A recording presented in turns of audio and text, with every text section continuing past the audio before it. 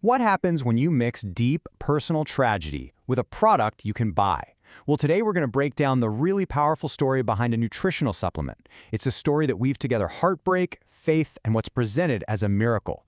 We're going to deconstruct this whole thing to see exactly how the marketing message is built. So the sales page we're looking at today kicks off with this incredibly personal line. And right away, you see a classic storytelling technique at play. It's an emotional hook, It's designed to make you feel an immediate connection. By starting with this kind of vulnerability, the story gets you to empathize before you even have a clue what's being sold. So just to be super clear here, the story we're about to walk through comes directly from a commercial website.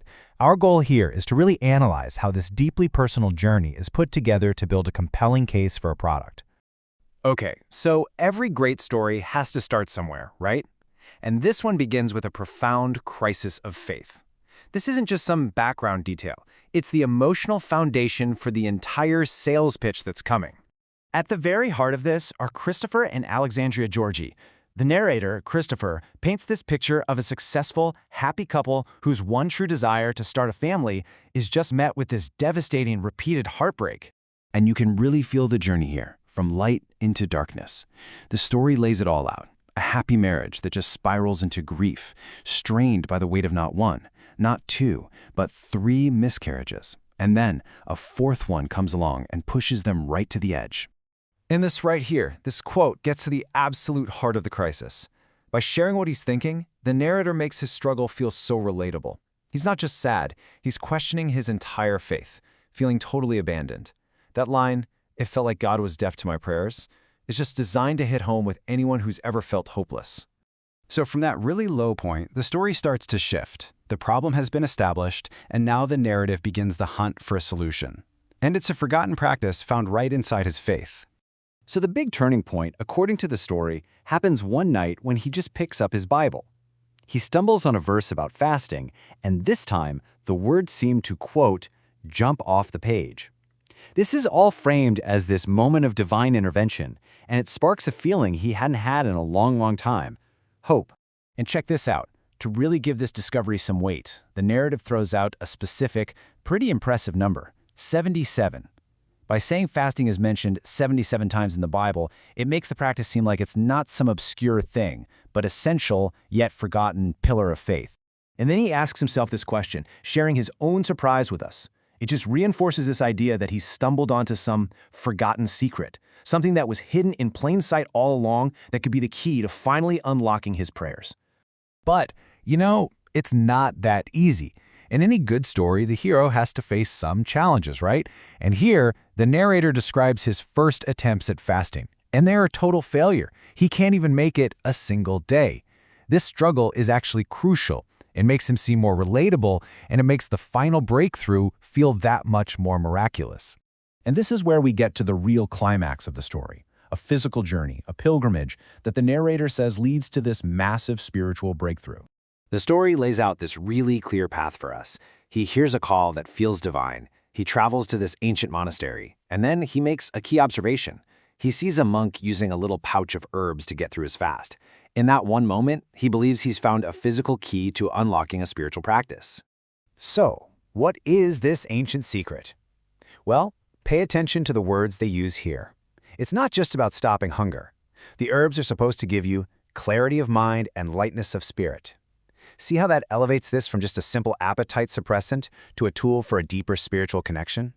So after Christopher pours his heart out, the blind abbot of the monastery delivers this killer line. It's a classic passing of the torch moment. A secret, kept for generations, is now being shared with the world, and our narrator is the one chosen to do it. It frames him not just as some guy, but as a messenger. Okay, so the secret is out. Now the story pivots to the really dramatic, life-changing results that the author says came from this discovery. And according to the sales page, this transformation happens immediately. The fast is suddenly easy. His anxiety is gone, replaced by peace. He and his wife start doing it together. And then comes the ultimate payoff for this entire story. 9 months later, their daughter, Angelica, is born. And it's presented as the direct answer to all their prayers. And boom, this is it. This is the core sales pitch, laid out as simply and powerfully as possible, a before and after. On one side, you have loss and grief. On the other, a full, happy family. The visual argument is so simple and direct. This practice, helped by these herbs, is what made this miracle happen. You know, it's pretty interesting. The author does take a step back here. He asks, coincidence? Perhaps, which adds this little touch of humility. He says he's not claiming it's a magical cure-all. And this actually makes the story stronger, right? It feels more like a personal testimony than some aggressive, hard sell claim.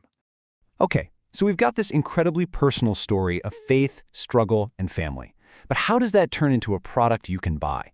This is where the narrative makes its final and maybe most important pivot, from a secret to a supplement.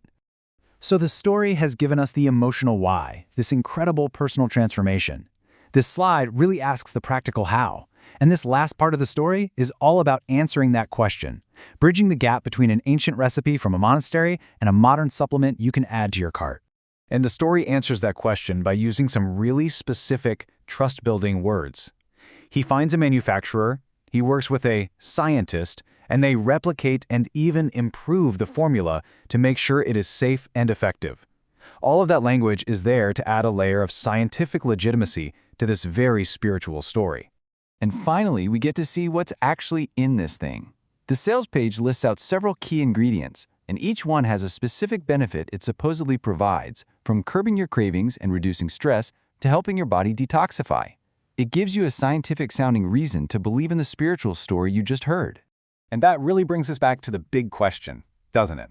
After breaking down this whole powerful narrative, where do you draw the line between a genuine story of faith and a really effective marketing strategy? The source material we looked at today shows just how powerful and compelling it can be when you blend the two together.